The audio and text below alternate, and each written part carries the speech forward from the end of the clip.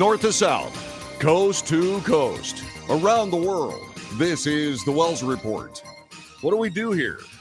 We report the news, honestly. We analyze the news for fact and bias. We make commentary and we debate. It's what we do. News, analysis, commentary, and debate. Commentary? Not the news. Just my opinion. Just as valuable as yours.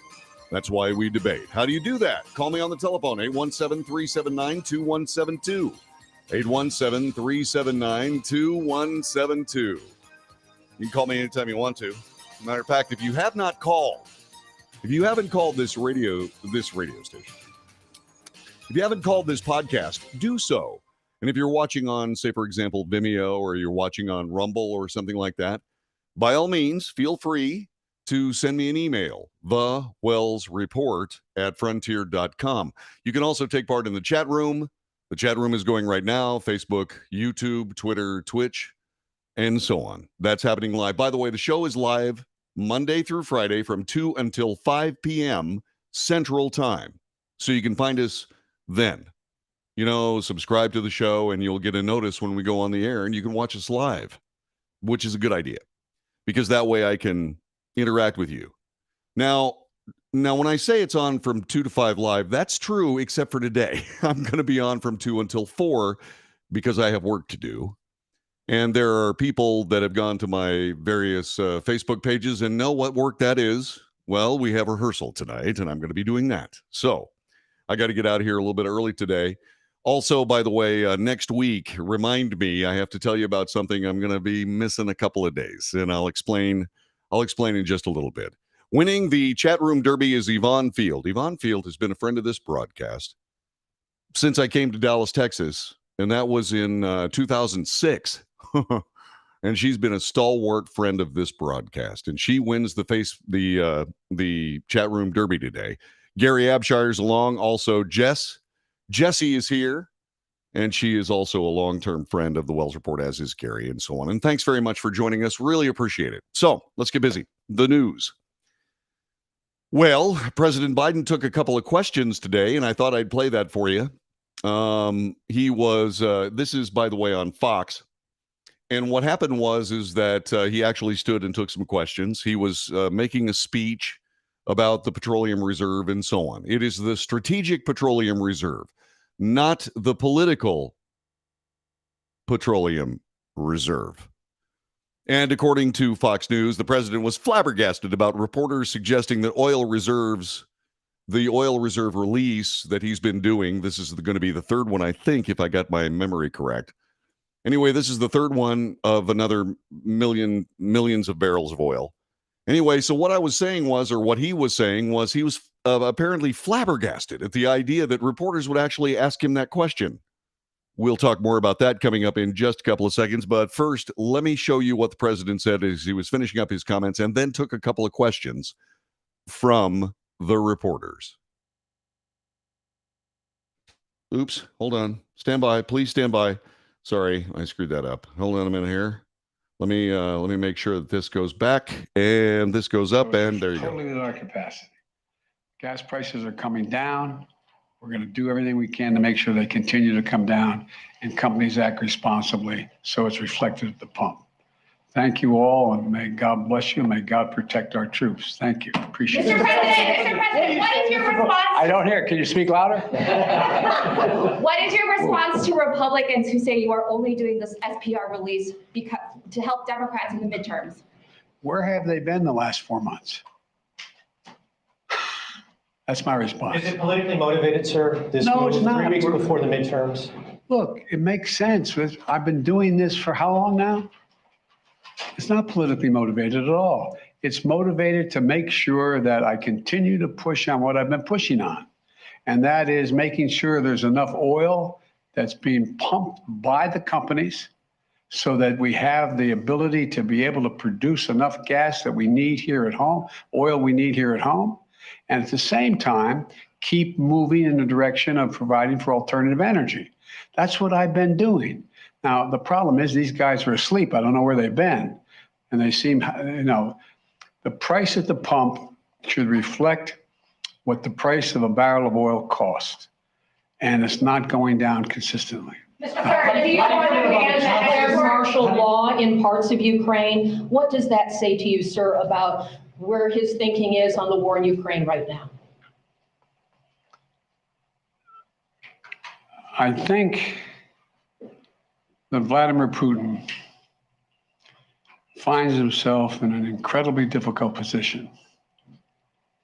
And what it reflects to me is it seems his only tool available to him is to brutalize individual citizens in Ukraine, Ukrainian citizens, to try to intimidate them into capitulating. They're not going to do that. Thank you. Sir, do you- Would you? Sir, do you want to ban the export of U.S. petroleum? All right, so there the president is as he takes a couple of questions. And, you got to point out the obvious slowness of his second answer. And the thing about that is that the president is old, okay? He's an old guy. And he's also been hammered by making gaffes. And you can see him being very, very careful about his communications regarding Vladimir Putin because he makes mistakes under those circumstances, and he knows it. And moreover, he's been talked to by his staff on that particular issue over and over and over again. And the simple case of all that leads to the inescapable conclusion that once again, this president is being so absolutely careful about his communications especially regarding Vladimir Putin, that he is having to process a lot of things before he answers. And that it happens to everybody, but it's bad in a president. You've got to be decisive. You've got to be on your game. And while the president showed some good alacrity today, at least after the first question, he was ready for that. What ended up happening was he had to get off script, and all of these flashing red lights go off in his mind, and he says, okay, you got to be real careful. And it takes forever for him to come up with a reasonable answer. That was a reasonable answer. Now that he turned around and walked off away from the reporters while they were still asking questions, still looks awfully bad. I understand that that's not a press conference, but he doesn't have enough press conferences, and for obvious reasons. He cannot stand and deal with the direct give and take of the White House press corps when he's under the gun and live. Can't do it. He simply can't. That's why he has conversations. That's why he has conversations with individual reporters on video that can be edited, and they are. Because once again, you got to remember the mainstream media is partially, if not mainly, responsible for his election. Remember what they left out of their news coverage. Remember what they leave out of all coverage. The president bumbled around yesterday and looked very, very bad, and it wasn't covered. And so when you find yourself in that position, you're going, what? This is the most managed president in the history of the United States. This guy, well, with possible exception of Woodrow Wilson, whose wife was the president for a substantial amount of his term because he had a serious stroke and was incapacitated. It took a long time for him just to be able to sign papers. So these are the things that we have to keep in mind here. That being said, the president was talking a little bit about the oil reserve release being political. He said, heck no, it's not being political. Do you agree? Do you believe the release from the Strategic Petroleum Reserve, which, by the way, is not the political petroleum reserve, do you believe that is political, or do you believe that he's just trying to keep prices down at the pump? He also said in this is he's trying to tell the oil companies what the price of gas should be. It should be directly proportional to the price of oil. The problem with that is that once again, you're in a position where he's forgetting the long-term implications of his policymaking. What he's done is he said, well, you're not going to have the oil. I'm not going to let you have oil in order to continue moving forward with a petroleum-based economy. an energy-based economy based on petroleum, natural gas, and coal. I'm not going to do that. Well, that figures into their planning as they move forward. And so he's forgetting all of that. Further, he's also castigating them. He also says he wants them to pump as much oil as they possibly can. Well, if you want them to pump as much oil as they possibly can, you've got to do two things, Mr. President. One, you have to actually give out leases, oil leases on federal lands. And you also have to have a way of delivering that oil once it's pumped. And that's pipelines. Keystone XL, ring a bell? These are the things that have to happen. And his policy is not permitting that. And so once again, the oil companies are, okay, basing their pricing on a rainy day that's coming if this president continues to have his way based on his policies. They are stated policies by the President of the United States. Can they charge less for a gallon of gas? Yes. When he says these people are trying to rip you off, well, okay, that might be, but you know, the marketplace does. He forgets the real marketplace. The marketplace is, well, how much gasoline are we buying? The answer is much less than we used to. Why? Because the price is too high. Why? Because the president will not allow the harvesting of American energy during his watch. These are all policies that he's made. And he does not get to dictate pricing terms to the oil companies. He doesn't know anything about the oil industry as far as those guys go. As far as the people actually running oil companies, they know everything there is to know about petroleum in the United States. He does not. What he's trying to do is he is working his way through trying to get the price of gas down. And so that leads us back to the original question, which was, is this political? Hell yes, it's political. What's he doing? What is he doing? The answer is he is a managed president, which takes me back to the first comment I made. All this stuff adds together, right? It's A, B, C, D, E. There's a linear logical path to what I communicate with you. And so all of this stacks up to where we are right now. That energy price going up hassles inflation, makes it worse. And then you're talking about, once again, you're talking about the huge amount of money that has been dumped into the American economy. And when there's money available, the marketplace expands to collect it. The only way to stop them from expanding and collecting it, the only way to stop the market from doing that, is to subdue the market, which is what the Fed is doing. The Fed is now in a position where they're saying, okay, well, we're going to get a hold of this inflation by causing a recession. Once again, leading right back to the president's policies. Once again, this is not a partisan rant. What this is simple news. This is what we see, and the president is responsible for it. And to sit there and say, I want them to pump as much oil as necessary to be able to get the prices down. Well, that just doesn't hold water. It's not even credible.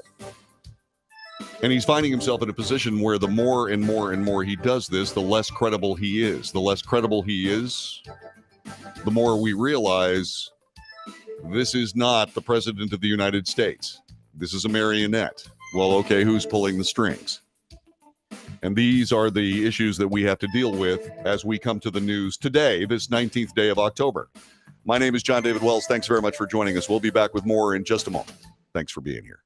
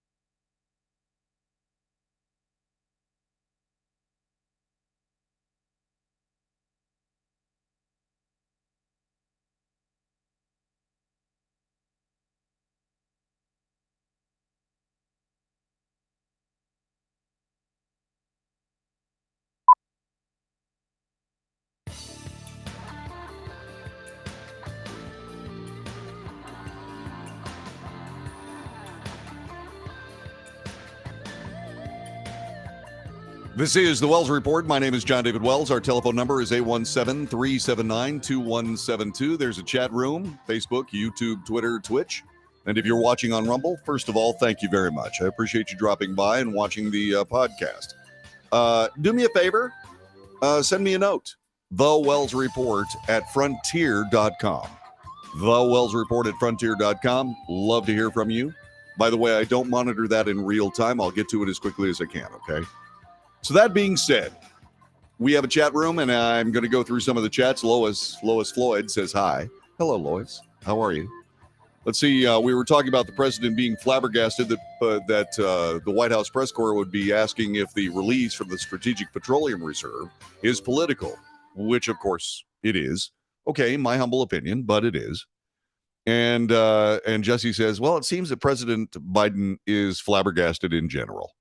And then she went on to ask, hey, does he actually believe what he's saying? No, he does not believe what he's saying. He is saying it politically and for political effect.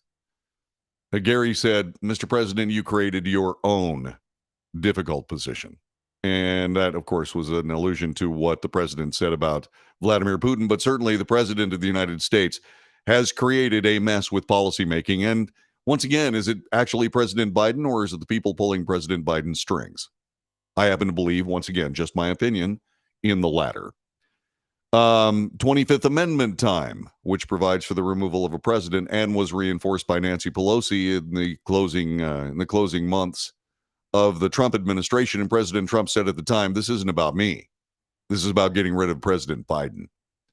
And as soon as they're finished using this old man and have created whatever mess they create and then can blame on him, they will cut him loose. It will be sometime after the midterms. This president cannot run against anyone in 2024. Why?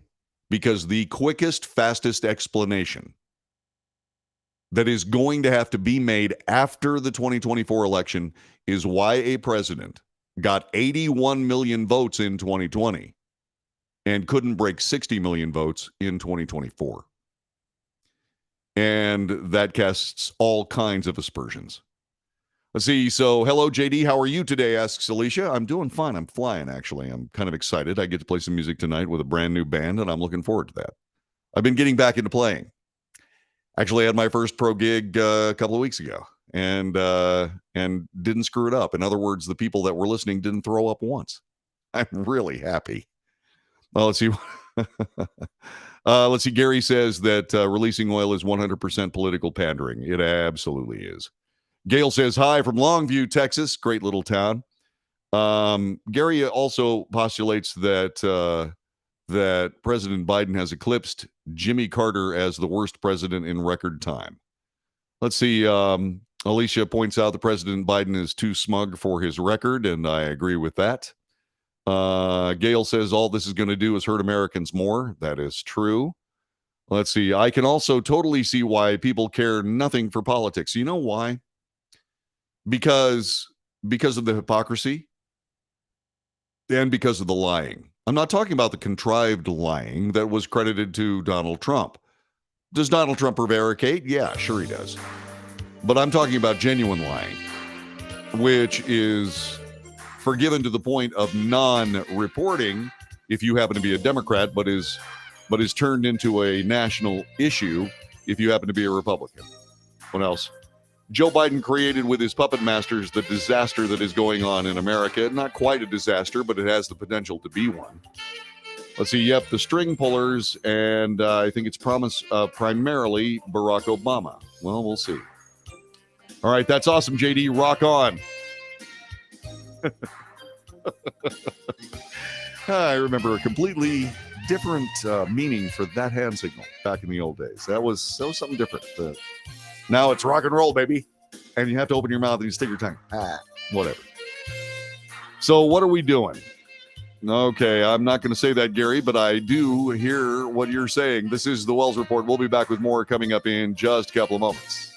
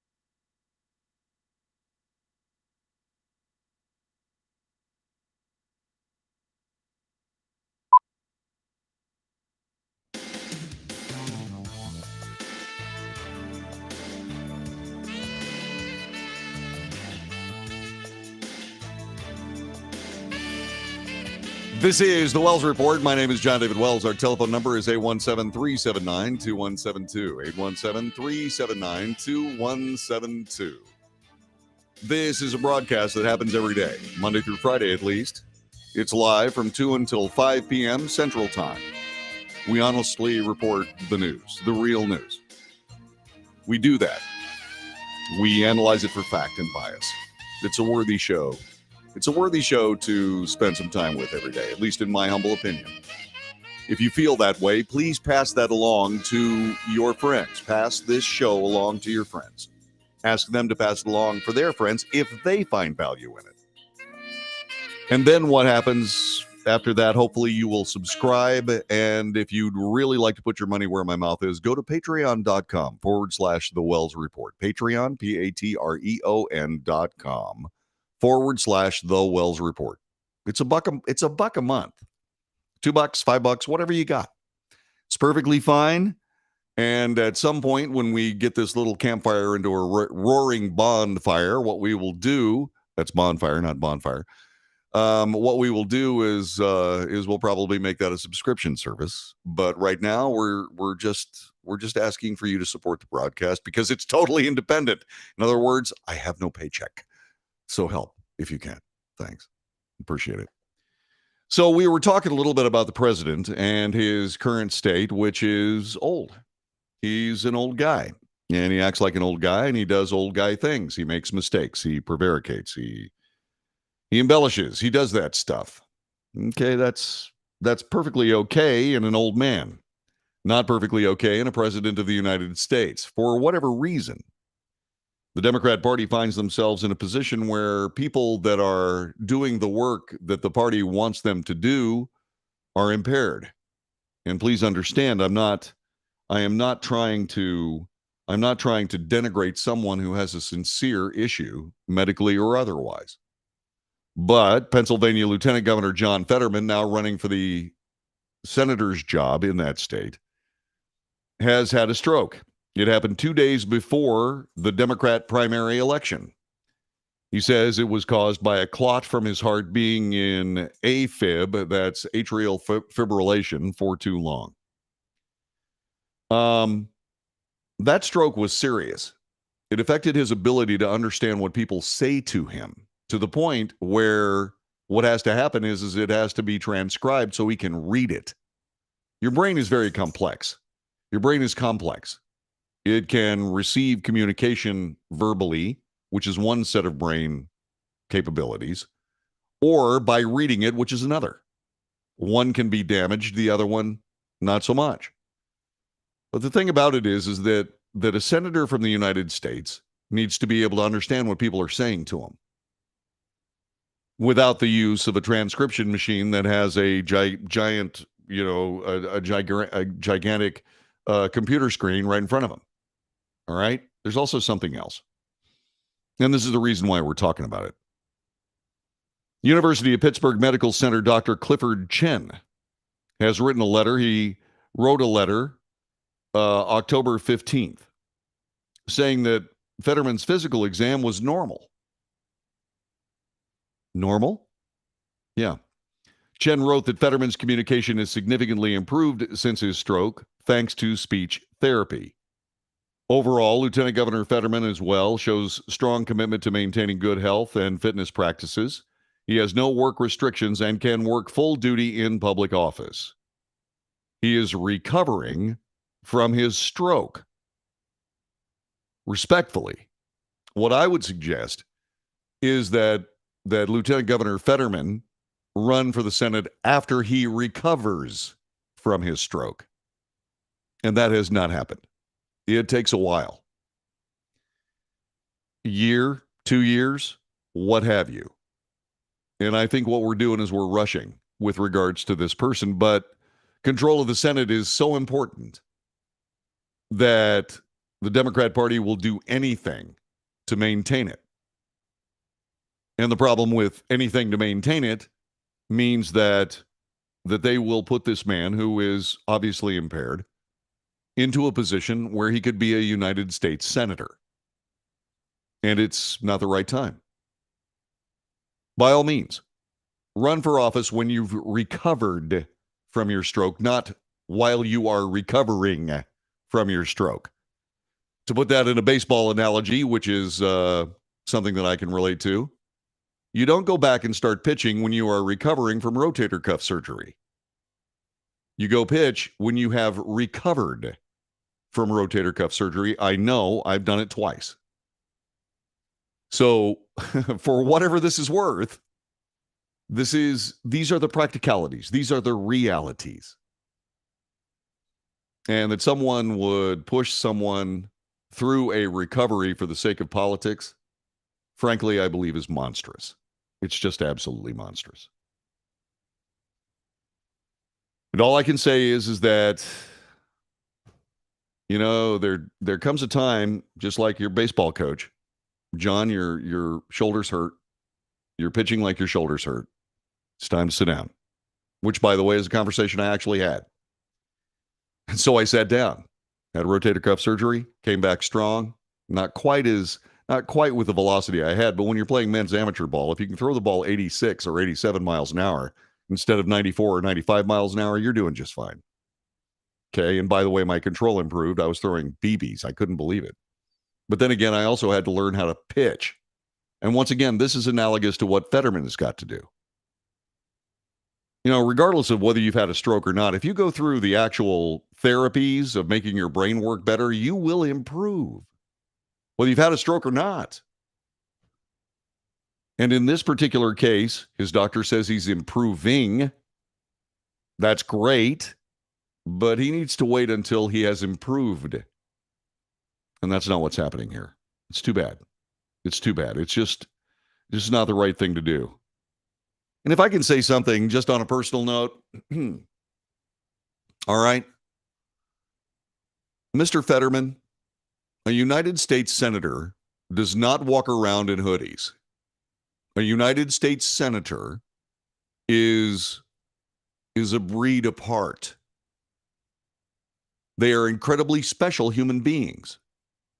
They're not just typical people, just like doctors aren't typical people, just like physicists aren't typical people. Fighter jet pilots are not typical people. Senators are not typical people.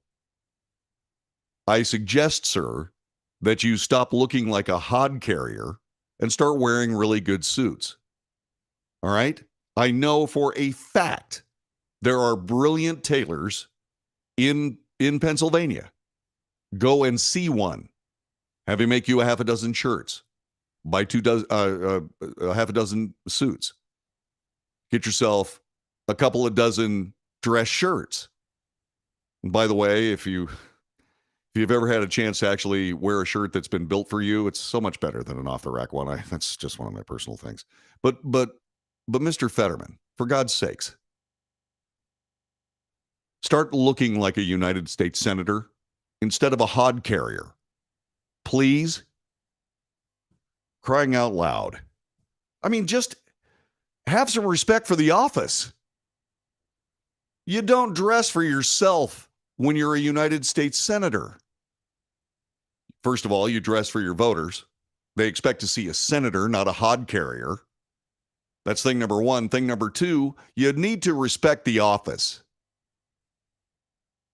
I would have loved to have been a United States senator. I think that is the best job in America. But you know what? I'm just not the right guy. But I'll tell you what, I could debate John Fetterman to a standstill in about 10 minutes, maybe. And if I'm not fit for that job, neither is he. Period. We've had enough marionettes in our government, don't you think? Yeah, I think. And so do you. Time for us to go ahead and have people that can think for themselves, because that's what Americans are. Americans think for themselves based on freedom and liberty. They don't think like groups. They don't think like herds of cattle, or more appropriately, sheep. And those people that choose to try to make Americans into that form for the sake of their political delirium need to be removed from office as well. That's a handicap of a different nature. All right, so there's that. Just thought I'd throw that out there for whatever it was worth. And then USA Today put this out. The massive 2021 Infrastructure Act was aimed at fighting climate change. That's funny. I thought it was about infrastructure. It's strange how they keep weaseling green energy items into various bills for different reasons. This from USA Today. When President Biden signed the $1.2 trillion Infrastructure Investment and Jobs Act last November, that's strange. I thought it was $1.9 trillion. Commonly known as the bipartisan infrastructure bill because, well, Republicans like to facilitate Democrat policy initiatives. He and other proponents noted it would be the largest investment in infrastructure in a generation, but also they promised it would be doing something else. An historic effort to tackle climate change. Although it didn't devote hundreds of billions of dollars directly to the climate fight as the Inflation Reduction Act did. Okay, what's the Inflation Reduction Act doing to reduce inflation? Not a darn thing. The administration said the infrastructure bill would help transition the nation to cleaner sources of energy while electrifying the transportation sector and preparing roads and bridges for a changing world. It's not the government of the United States' charter. It's not the charter of the government of the United States, to say that in English, to force a particular kind of technology onto the American people or through the people who are supposed to provide this technology. In other words, you don't tell car manufacturers what to build. What you can do is you can give them tax credits for building it. I don't have any problem with that. If you're going to give tax credits out to somebody, don't give them to the people that buy these electric cars, because that short circuits the marketplace. What you do is you give them to the car manufacturers.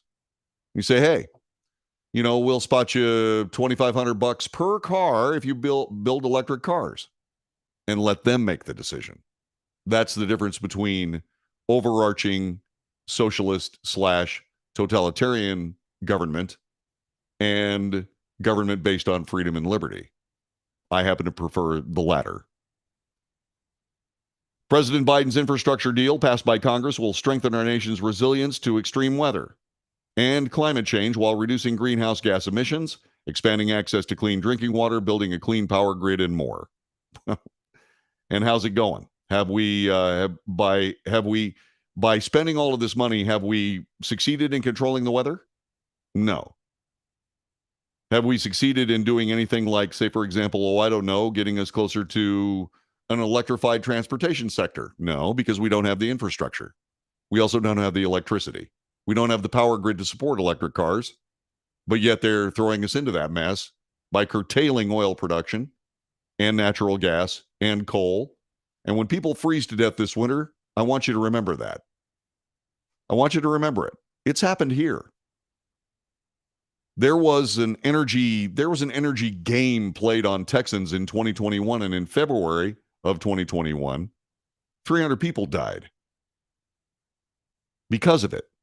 People are going to die this winter because they can't stay warm enough. And it's because of these energy policies. You need to remember that. All this wonderful dewy-eyed, let's get to a green energy economy, that's all fine if a green energy economy actually exists. But it doesn't, does it? It doesn't come close to existing. What are we doing? Well, we're about to kill, a few thousand people, which can be either 10,000, 100,000, what have you. We're going to kill some people with this. And that's irresponsible. It's absolutely stupid. And it's also unnecessary. Okay, I'm on this rant. Let's go ahead and go with it. So here's the situation. If you want to do something about a green energy economy, start supporting the things necessary for a green energy economy. Superconductors, better battery technology. Hello? This is not difficult. Not a bit. So let's see if we can figure that out. Let's see if we can get that done. USA Today spoke to a variety of climate and transportation experts to see whether this bill's promises are becoming reality. Experts said it's too early to fully judge on the bill on its climate merits. Of course not. Government spending is not going to control the weather under any circumstance.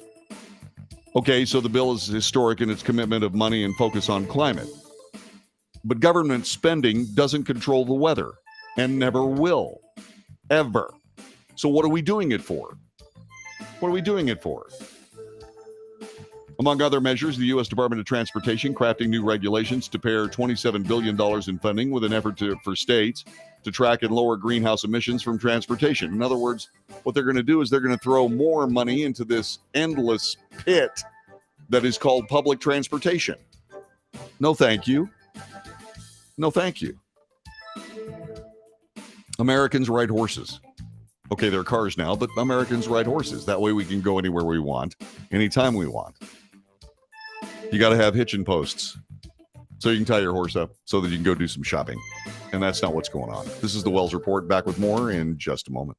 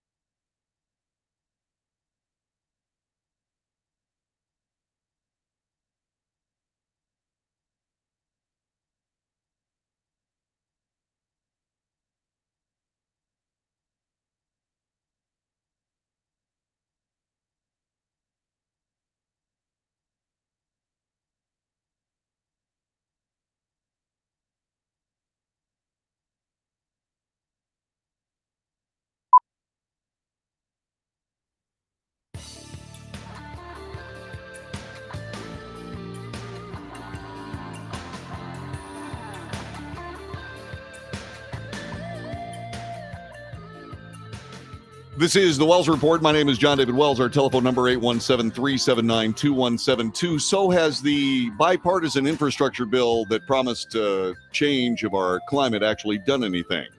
The experts at USA Today asked said too early to tell. So no one has the answer to that question. But then there's a whole bunch of rationalization. There are issues here. Continued prioritization of roads and cars and a lack of accountability at the state level. They don't expect the bill to revolutionize transportation or the energy sectors. It can't. Why? Because any alternative doesn't exist. We need roads. We need to stop the insane idea that not building roads is good. That's ridiculous. Because what it does is it keeps a whole bunch of cars sitting on a road doing nothing. And the reason the reason they're doing nothing is because they're in a traffic jam. And that happens everywhere in the United States, and that is insane. It's absolutely insane. And they keep talking about this greenhouse gas emissions. Yeah. You see, the problem with this is the transportation is responsible for more than half of U.S. greenhouse gas emissions. And what do they mean by greenhouse gas? Well, they're talking about CO2. Why CO2? Well, because that's all that cars put out now. They don't put out smog like they used to. They put out water and CO2. So obviously CO2 must be the problem. We can get a runaway greenhouse effect just like Venus. Oh. Well, let's talk a little bit about the atmosphere of Venus. It's absolutely true. The atmosphere of Venus is 96.5% carbon dioxide. It's also about 50 million miles closer to the sun. And by the way, while we're at it, I believe the average PSI, the average per square inch pressure of the United States, of the atmosphere of Earth, is about 14. The PSI on the planet of Venus for the actual surface pressure is 1,350 PSI. To compare the two planets, especially using the carbon dioxide model, is ridiculous. By the way, the second most prevalent gas in Venus is sulfur dioxide. Okay, it's a completely different planet. Stop it. By the way, also, while we're at it, let's see. Let me just run this by here. What's atmosphere? ATMOSPHERE of Mars. Let's look at the atmosphere of Mars, shall we? Let's see. It's 95% carbon dioxide. Atmosphere of Venus is 96.5%. Atmosphere of Mars, 95% carbon dioxide. How come Mars doesn't have a runaway greenhouse effect?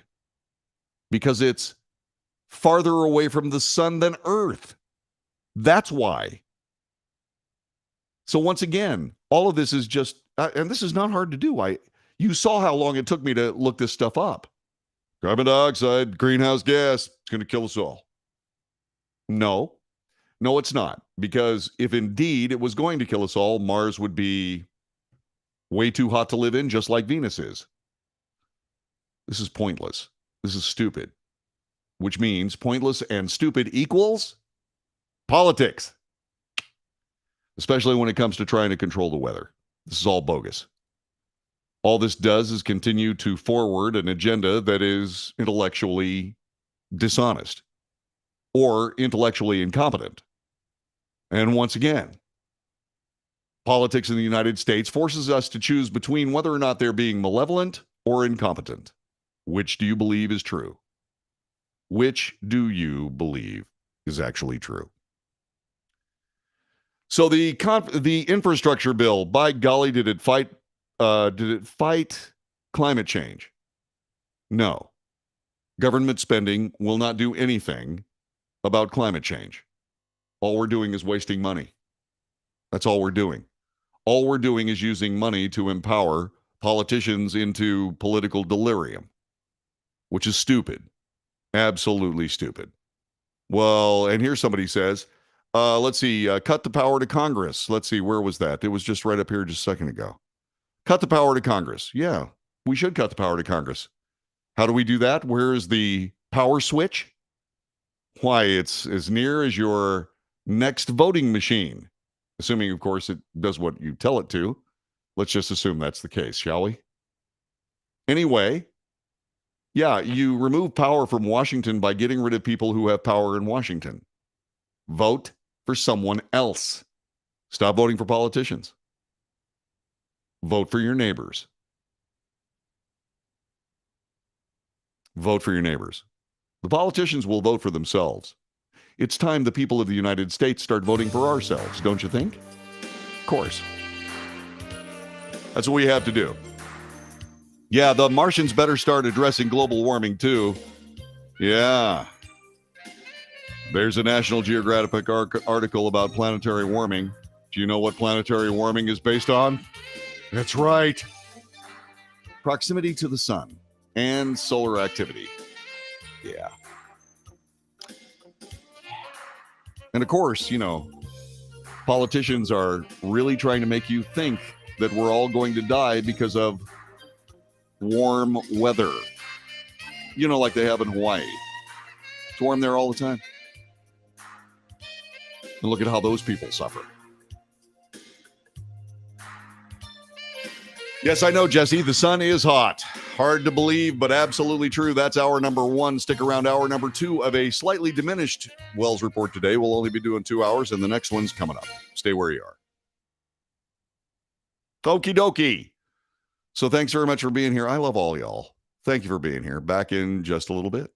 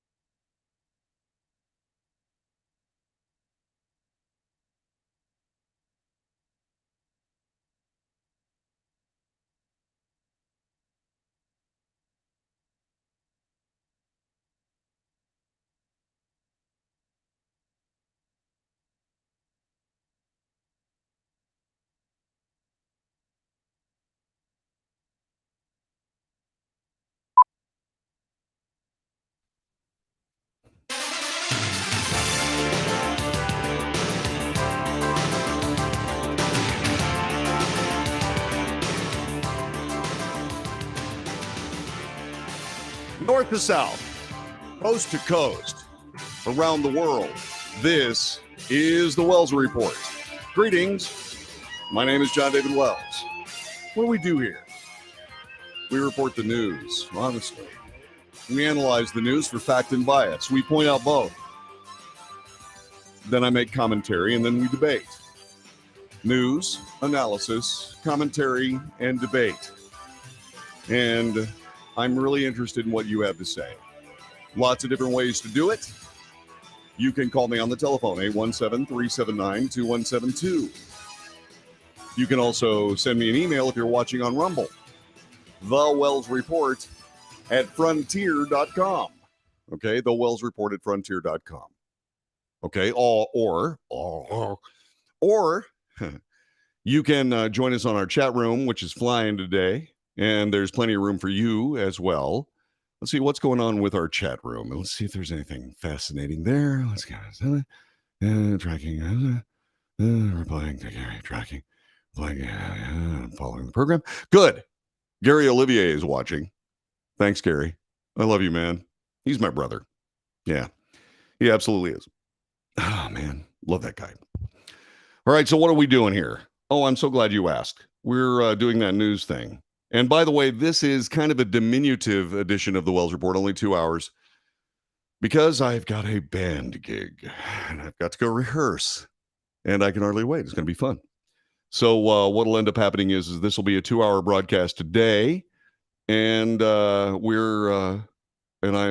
know I normally do 3 hours, but we only got 2 today. So this will be the final hour of today's broadcast. Tomorrow, 3 hours, I promise. All right, what else is going on? Haven't tried Rumble. Is it good? Yeah, it's more of a podcast thing. I've got some work to do. By the way, the people that are watching on Rumble, first of all, thanks. Thanks for actually watching the broadcast. It means a lot to me. And second, we're going to make it easier. At some point, I'm going to edit all this stuff down, get rid of all the breaks so it's quicker, and it'll be individual hours. And that's coming soon, I promise. I swear, there's just too much work to do, especially now, because there's so many things happening, especially now. Like, for example, a group of debates as we get closer to the 2020 midterm. What is it, 20 days now? 20 days? Whoa. 20 days when we have a chance to have our say in the way that means the most. Let's not blow it, shall we? So Val Demings was debating with Republican U.S. Senator Marco Rubio. Marco Rubio has been a senator for 2 terms. He's looking for number 3. They met on the debate stage. It was a heated matchup. Demings was on the offensive. She tried to unseat, as she tries to unseat the 2-term incumbent, and shake up a race where the polls show she's lagging. Okay? Make no mistake. I gotta say something here. Val Demings is a formidable opponent for Marco Rubio. But she's got the wrong party and the wrong message imposed on her by that party. It's just not going to work. Val Demings, talented, certainly capable of being a United States Senator, in my humble opinion, but not under the circumstances currently infecting the Democrat Party. Democrats, for whatever reason, want to play socialist. And that's because none of them have ever actually lived in a socialist society. But they want power. The Democrat Party does. They want power. And I got to be honest, they don't deserve it. They don't handle it well when they have it. And that, of course, also is an infection that beleaguers the Republican Party as well. We are electing the wrong people. And so we're stuck at this particular moment. But keep listening to this broadcast. In my humble opinion, we have to start electing ourselves and stop electing these people. They don't know what they're doing, and we have proof. Okay? Gail says, I don't trust Val Demings. Well, of course not. How can you trust Val Demings? She's a part of a party that, in order to succeed, has to be dishonest. They can't be honest. Now, there is a Democrat that is saying honest things, but I think he's saying honest things only because he is an honest person, and two, he is not going to win unless he does. And I'll get to that person in just a couple of moments. So what ended up happening is these two people got together. USA Today has come up with 5 different takeaways. Remember, this is going to be a biased broadcast because it's USA Today, or this article is, not the broadcast, the article that we're dealing from here. One of Rubio's biggest liabilities may be his position on abortion. Well, to be perfectly honest with you, as the government of the United States has no business in this in the first place, everybody has a liability on their position with abortion. He's on record as opposing the procedure without exceptions. Well, that's not exactly true. But once again, and that was a point made by Val Demings, it's not true. Once again, the dishonesty thing. Pressed on his position, Rubio said it's irrelevant because a bill will never get a vote in Congress that would, say, for example, codify Roe v. Wade. Why? Is it because there doesn't need to be a bill that actually deals with this once and for all? No. There needs to be a bill that deals with this once and for all. Is this the one? Is this the idea? No. No, it's not. We don't have the people that are qualified and capable of actually making the right decision on this, because they'd rather have the political issue than the solution to this political issue. And that's both parties. Okay? Let's see. Rubio went on the offensive, accusing Val Demings of having extreme views on abortion. Rubio claimed that Demings supports abortions up until the point of birth. Demings said he was misrepresenting her position, which is supporting abortion up until the point of fetal viability, although she didn't specify the number of weeks for an abortion. And let me say something else on this particular stupid issue. We're going to have to decide when the point of viability is as a nation. But once we decide as to what that is, the debate is over. The issue is over. The solution has been met. As it turns out, Senator Graham from South Carolina put out a bill, and it was roundly criticized. He said 15 weeks is long enough. That would be a starting point for a debate. I happen to believe that when a heartbeat happens, that's life. That means you're not responsible for your own body at that point. You're responsible for somebody else's body, your baby's. Somewhere out there is this limit, and that has to be decided on, period. And the issue's over. Now, will everybody be happy with that? No. No, there won't be. No, people won't be. But the idea of returning that decision to the states is a brilliant one and necessary. We are the United States of America, not the Federal Republic of America. The states make the decisions. If you don't like the state's decision, move. Go someplace else. If that's that big of an issue for you, make your move. People will recognize it. People will recognize it, especially politicians. Back to work. So anyway, they talked about that, which is ridiculous. The first question of the debate touched on Hurricane Ian and the impacts of climate change. The candidates asked what the federal government can do to protect Florida from sea level rise and more frequent monster storms. First of all, there are no more frequent monster storms. The storms that everybody remembers are decades and decades ago. They are far stronger, including Hurricane Ian. Hurricane Ian had 150 mile an hour sustained winds. Pretty dang bad. But not as bad as 160 or 200 miles an hour. Hurricane Camille. There are all kinds of hurricanes in our past that were far more powerful. As a matter of fact, we haven't had much of a hurricane season at all, as far as that goes. Knock on wood. Let's see. We have to get serious about climate change. Politicians cannot balance the federal budget. They are not going to be able to control the weather. We need to abandon this stupid idea. It's dumb. It's absolutely dumb. All right? It's nonsensical. Rubio ignored the question. Perfect. That's what I'm doing too. And talked about helping communities recover from the storm, which is what the government is supposed to do. You know what I can't figure out? Why isn't it that Florida and any place else, coastal Texas, coastal Louisiana, coastal Mississippi, coastal Florida, why don't we have government doing what it can do to help with these storms? Well, John David, what you just said, they can't control the weather. No, they can't control the weather. What can they do? Well, what they can do is they can make weather irrelevant when it comes to people's homes. How do you do that? Well, you pass building codes that say you have to be able to withstand, your structure has to be able to withstand a Category 5 hurricane. How come that's not the case? We know that's possible. We know that's possible. Let's see, who was it? Which hurricane was it? There was a hurricane that destroyed all of the brand new structures on Galveston Island. I'll come up with it here in a minute.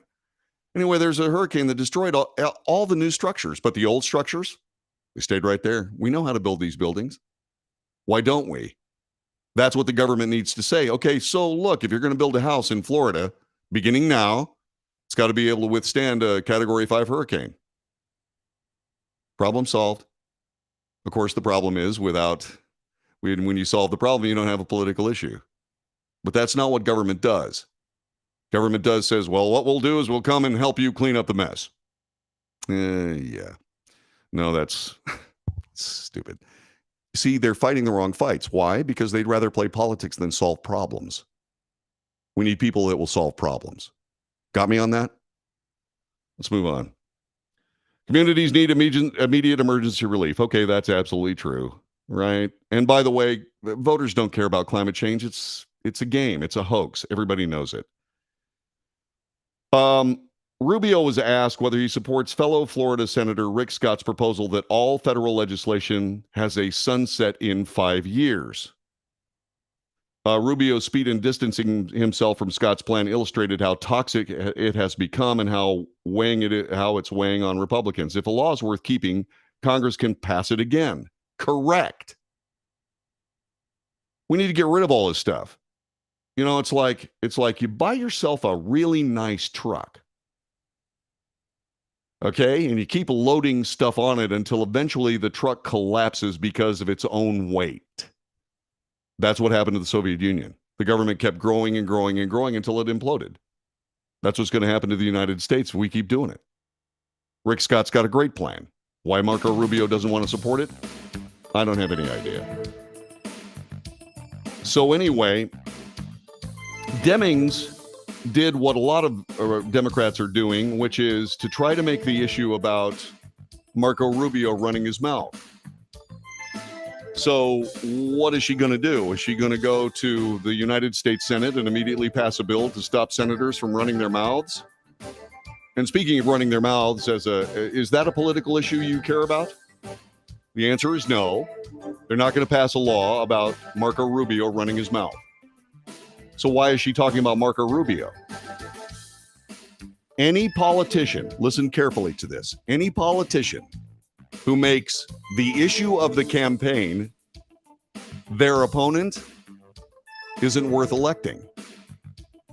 Elections are not about keeping someone from power. Elections about putting somebody in power to do the people's business, not the parties. This is the Wells Report.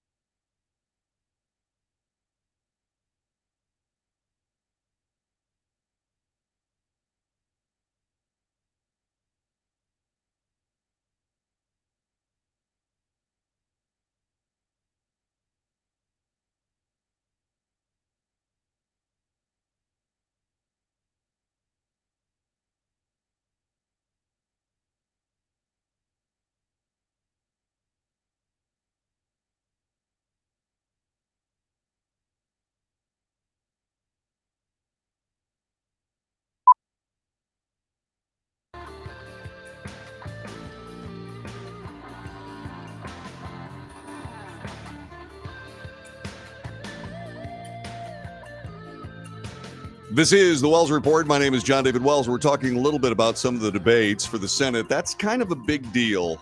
The senatorial debates and indeed the gubernatorial debates are important. This is an important election. We're going to have to do our job, which is, for God's sakes, let's start electing people that know what they're doing and can actually do what they're being elected to do, as opposed to being elected to further an agenda that is clearly intellectually defective. Can we do that, please? Thanks. I really appreciate that. Talking a little bit about Stacey Abrams and Governor Brian Kemp. It's a fiery debate, they say. This from Fox News. Centered on support for law enforcement and the Second Amendment claims of voter suppression. Abrams was asked early on in the debate about her refusal to concede to Governor Kemp in the 2018 election, which she lost by 60,000 votes, and whether or not she'd accept the results of this election. She responded she acknowledged that Kemp won in 2018, but then pointed to a number of instances she claimed voters in Georgia were denied the right to vote that year. That's strange. Didn't President Trump also say that there were some problems with voters being properly counted and so on and so forth? He was absolutely scourged by just about everybody and still continues to be that way, by the way. But what about Abrams? No. Well, the reason is because Abrams is a Democrat and Trump is not. And then she said this, as governor, I intend to stand up for the right to vote. I will always acknowledge the outcome of elections, but I'll never deny access to every voter because that is the responsibility of every American to defend the right to vote. Georgia passed a whole string of laws regarding the next election after the 2020 election. Why? I have no idea. All these people stood up and said this election was perfect. There's nothing wrong with it whatsoever, but we're going to pass a whole bunch of laws to change the next one. Okay, we're stupid and we can't see right through that? You're kidding, right? Stacey Abrams said, it's going to cause voter suppression. My God, it's Jim Crow 2.0.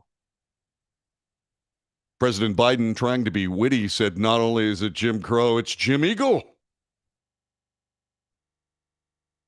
Okay. Yeah, the new laws, by the way, resulted in record-shattering turnout. Ms. Abrams, that's not an issue. Kemp argued that Abrams was going to attack his record because she doesn't want to talk about her own record. True. In 2018, the governor's race, we had the largest African-American turnout in the country. Yeah.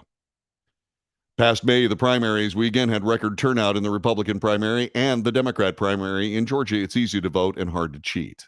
Yeah. Abrams pushed back on the response, saying the voter suppression was the hallmark of Brian Kemp leadership. She's talking to herself here. The numbers, the actual voter turnout, says otherwise. Why is she continuing to say something that is clearly wrong? Why is she being disingenuous? Why is she ignoring reality?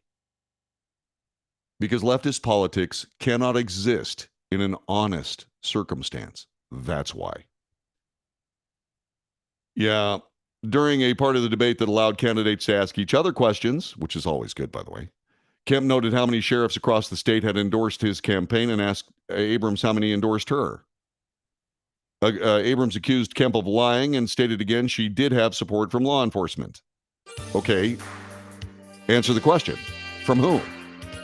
She didn't. Then she blasted Kemp for weakening Georgia's gun laws and flooding the streets with more firearms and said she was contributing to the increase in gun and that she said was the flood of firearms contributing to the increase in gun crimes. Kemp insisted he was going after the perpetrator of gun crimes, which is the answer, and said that the public safety plan included stiffer penalties for members of gangs who were recruiting young people to join. Abrams argued that street gangs weren't the ones who purchased a firearm and killed a number of Asian women in 3 Atlanta area spas in 2021. Okay, how many of those kinds of shootings are there versus gang shootings? And did you happen to see the videotape of the guys on dirt bikes and ATVs attacking cops at a gas station? Were those all white supremacists, Ms. Abrams? Anyway, like I said, Democrats don't have anything to argue with, and so they're making themselves look silly. This is the Wells Report. We'll be back with more coming up in just a moment.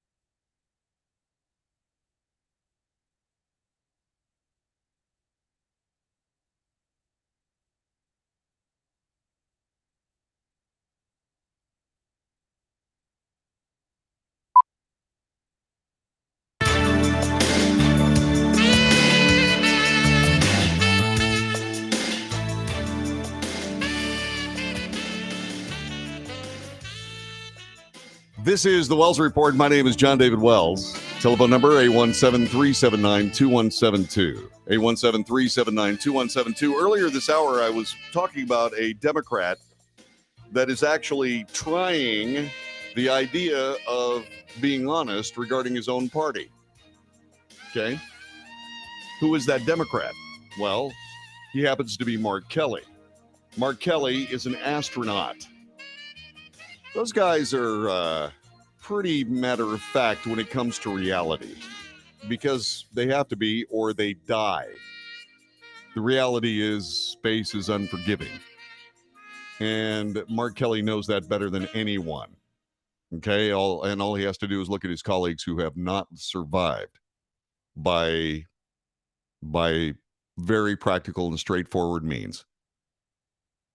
And so he is one of these guys in the Democrat Party that at least when it comes to a debate is honest about what's going on. You know, I talk about the difference between progressives and real Democrats. It's possible, and I'm not ready to say this yet. It might be that Mark Kelly is one of those guys. He's talking a little bit about the border issue, okay? And what he had to say about that border issue may surprise you. Democrats don't understand this issue. And Republicans just want to talk about it and complain about it, but actually not do anything about it. They just want to politicize that. You know, I've spent a lot of time on our southern border, and let me just say, it's a mess. It's a chaos. It's crisis after crisis. I've been strong on border security, and I've stood up to Democrats when they're wrong on this issue. It sounds like you including, said. by the way, Yes. including the president. You know, when the president decided he was going to do something dumb on this and change the rules, you know, that would create a bigger crisis, you know, I told him he was wrong. Yeah. As a matter of fact, he said he was wrong, and Joe Biden started building the border wall in Arizona after promising not another foot would ever be built. Not reported by the mainstream media, of course, but that's what happened. It is possible for Democrats to be honest. The question is, will they be? This is one instance of Mark Kelly being honest regarding his own party on one issue. The problem with that is that, okay, that may be all well and good, but one voice, one honest Democrat voice, even on one issue, is not going to solve the Democrat problem. The Democrats, at this particular moment, as a party, are damaging the United States of America. And regardless of whether you think Mark Kelly is the right guy or not, I'll be honest with you, he can't do anything about the Democrat Party until he has a whole bunch more company.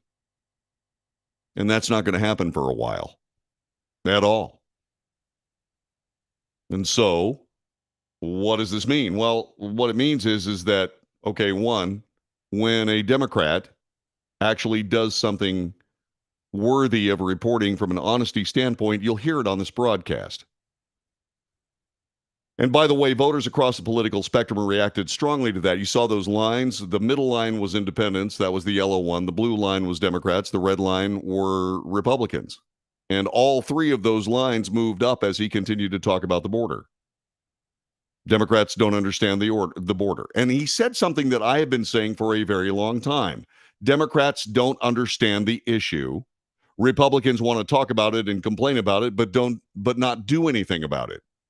You've heard me say that.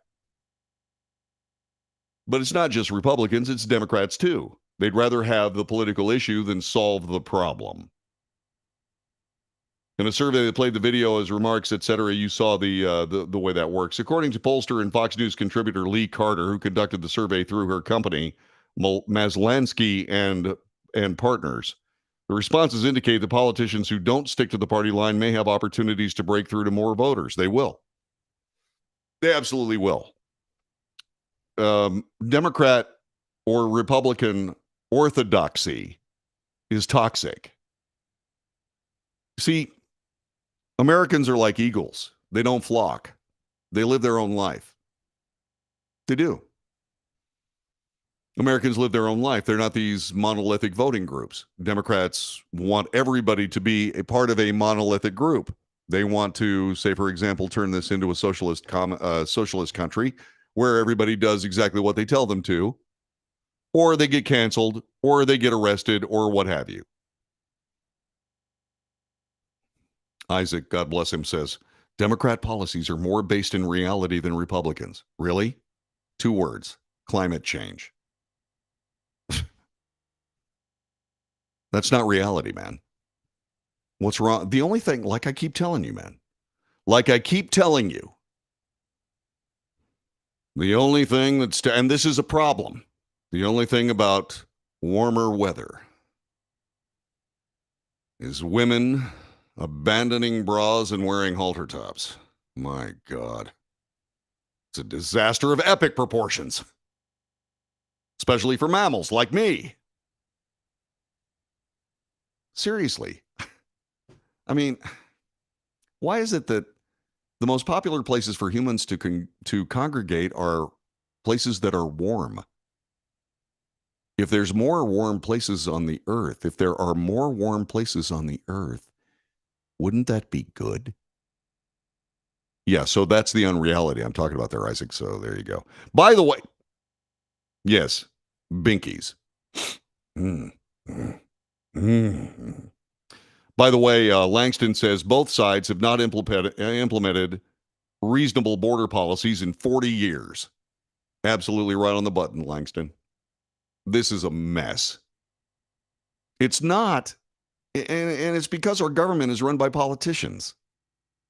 And they are incompetent of either party. It makes no difference whatsoever. Okay? Maybe to some of us, the Republican Party seems more reasonable, right? I mean, you know, they're not the ones that are constantly harping on climate change, which is a hoax. But the thing about it is this, is that they don't do anything to stop the Democrats. Stop them. I mean, I just told you. I just was talking about how CO2 is going to kill the earth. It's going to kill the earth. We got to do something. Carbon footprint. Oh. Venus, that atmosphere has 96.5% carbon dioxide. Mars, the atmosphere there has 95% carbon dioxide. Here on Earth, carbon dioxide represents 0.06% of our atmosphere. We don't have a problem. And by the way, if there was a runaway greenhouse effect, how come it doesn't affect Mars? Yo! Anyway, and of course, what ends up happening is y'all harp on CRT and QAnon theories. Isaac changes subjects because he doesn't want to deal with what I just told him. Let's keep moving on. Mark Kelly. Okay, so anyway, Mark Kelly is at least trying. Good for him. So he's trashing his own party in hopes that that's going to help him get elected. It just might. It just might. Okay? And that should be a lesson for all Democrats. Be real, or any political candidate. Be real. That's such a breath of fresh air. People will go, oh my God. Oh my God. People are being honest. I don't know what to do. Exactly. You don't know what to do because people are being honest. By the way, while we're at this, let's talk a little bit about some polling that I think is important. In September, commentators were confident Democrats might be able to avoid a red wave. But with 20 days left before the midterms, momentum from the overturning of Roe v. Wade, President Biden's string of summer legislative wins are gone. Polling for the 2022 generic congressional vote, closely watched indicator for midterm performance, shows Democrat average advantage over the Republicans peaking in mid-September with a 1.3% lead, a decent advantage given the Biden approval rating consistently hovering in the low 40s. 3 weeks away from the midterms, Republicans have managed to gain back momentum they haven't seen by 2.2%. That's over Democrats. And so they go on and they hash through, well, after the Dobbs ruling, this and that and such and so. But right now, yeah, well, the New York Times Siena College latest poll showed Republicans with a 4-point lead, 49 to 45%. When you consider that these polls oversample Democrats, that's significant. So that was on Monday. Let's see what else. Veteran GOP strategist Karl Rove, the architect, in an op-ed for Fox News, attributed Republicans' late-stage voter favorability to strong debate performances, healthy fundraising from Republican House leadership, and Biden's continued disconnect with voters on the economy. Though the economy is consistently top voter concern since July, President Biden is talking about the wrong things. And he pledges to push for legislation that would codify Roe v. Wade. Well, that's not the problem. We don't have to worry about codifying Roe v. Wade. We have to figure out how to get the economy back under control. You can't do anything about runaway government spending except point out who's doing it. Well, wait a minute, John David. The $1.9 trillion infrastructure bill, that was bipartisan. Yes, that's true. It's absolutely true. So once again, it gets back to politics. Politics is the problem. Democrats and Republicans are the problem. See what I'm saying here? Are you picking up what I'm putting down? Yeah. The runaway for Republicans is shortening quickly. Many states starting the voting process. Likelihood that they will magically turn it around seems slim, says Karl Rove. And that might be. All right. So one last thing before we move on from this particular topic, I want to make this abundantly clear. Polling in the United States. How shall I say this? Polling in the United States of America, especially political polling, sucks. We don't have any idea. We don't have any idea. Gary says it best. The only poll that matters is in 20 days. That's true. Vote. Vote. Vote like your country depends on it. You know why? Because your country depends on it. That's why. Yeah.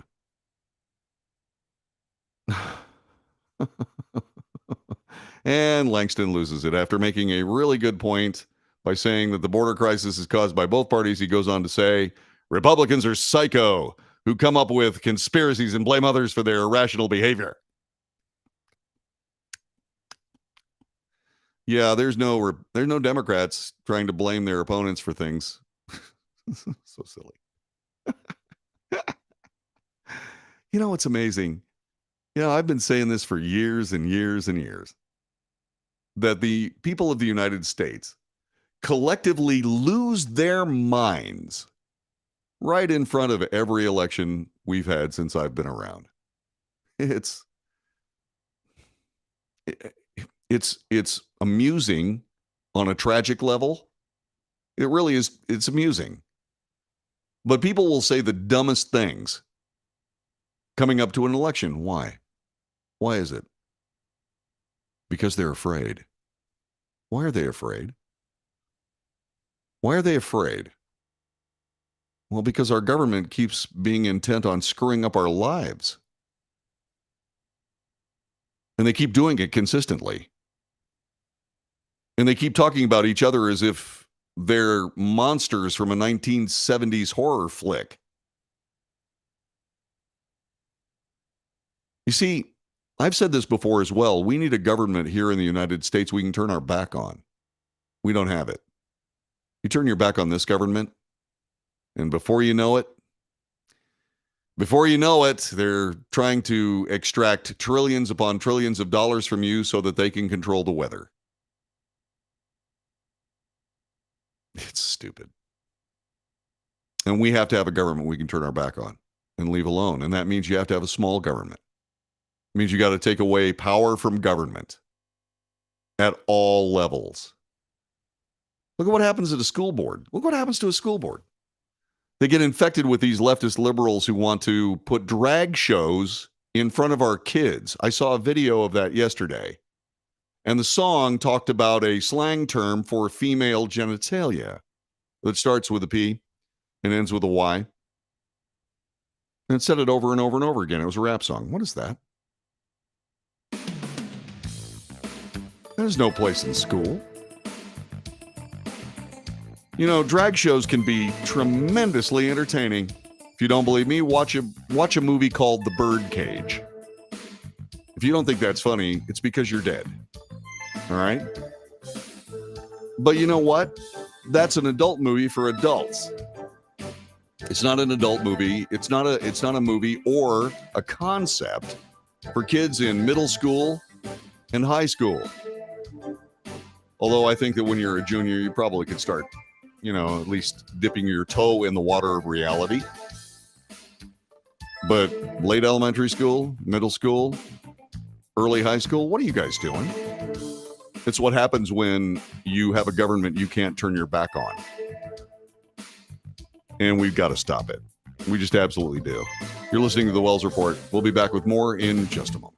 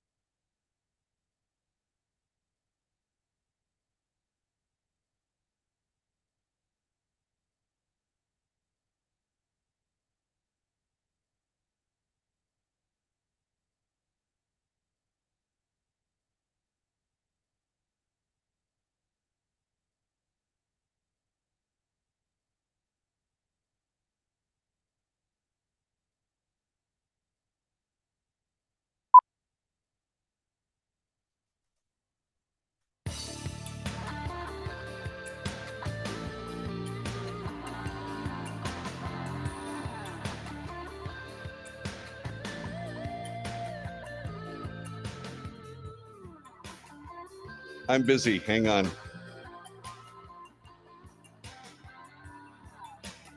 Alrighty then.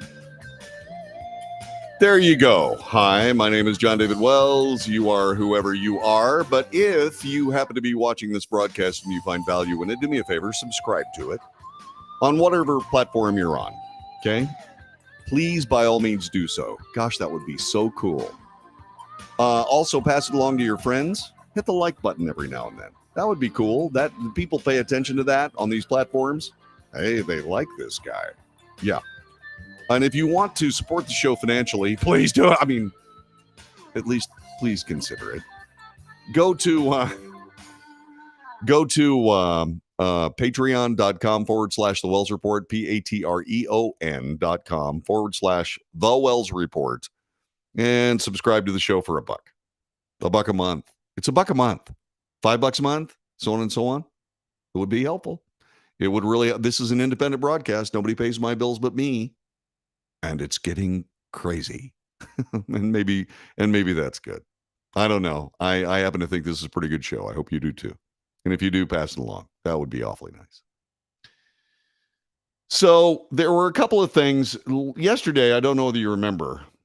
There were a couple of things that we talked about yesterday regarding women and who is responsible. There was this gal who said that men should be responsible for contraception. I disagree. Who makes the babies? Who is the crucible of new life? Is it men or is it women? You know, if people think that's unfair, then go ahead and go to a family court someplace and watch some guy being informed that half of his income is now going to be soaked up in child support. And it happens more often than not. All right. So, I mean, there are, and whether they're married or not. Okay. If you father a child, believe me, society is going to catch up to you with your responsibilities. And oh, by the way, since women keep talking about it's my body and my choice, I suggest you make the choice to be responsible with your body. Okay. If you don't want kids, take the proper steps. It's on you because you're the crucible of new life. We talked about that yesterday. A couple of different things today on that same genre. It is far more likely that a man is going to make it to senior leadership in a corporate role in America. And now there's research that also shows it's more likely that men will stay. 10.5% of female leaders, those in senior management and above, left their company in 2021. 9% of male leaders did. This according to a Tuesday report from the management consulting firm McKinsey & Company and leanin.org. It's the highest rate of voluntary departures since McKinsey started collecting data in 2017. Why do women leave senior leadership positions? And then complain that there aren't women in senior leadership positions. These women that are leaving voluntarily from senior leadership positions are screwing up the women's movement when it comes to getting more women into senior leadership positions. Men work until the job's done or until they die. If you're going to be a corporate executive, you make that choice. Women need to make the same choice. They need to keep in mind that once they reach a senior leadership position, they need to stick with it. If not for the sake of just their own personal enrichment, but for the enrichment of people coming behind you. Say, for example, you're, say, a board, and you're trying to figure out who your next senior leaders are going to be. If the statistics prove, and they do over and over and over again, that men will stick with a job until it's done or until they die, and women don't do that, who are you going to hire? These are the realities. Let's see. Yeah, Gary says he had a female boss once. She was good. Yeah, I've had plenty of female bosses. They're fine. I don't have any problem with that. But once again, I'm trying to think back to all of the female senior management that I know, and I'm trying to figure out if any of them are still in senior management. I know there are plenty of guys, plenty of men that I work for that are still in senior management. Just saying. And then there's this. Anna Faris named Ivan Reitman the director she previously accused of inappropriately touching and harassing her on set as Ian Reitman. Not Ian, I'm sorry. Ivan Reitman. Thank you. Sorry, it's Ivan Reitman. He directed Ghostbusters, No Strings Attached, produced Animal House and Space Jam. And then once again, Anna Faris said, one of my hardest film experiences was with Ivan Reitman. I mean, the idea of attempting to make a comedy under his reign of terror. He was a yeller.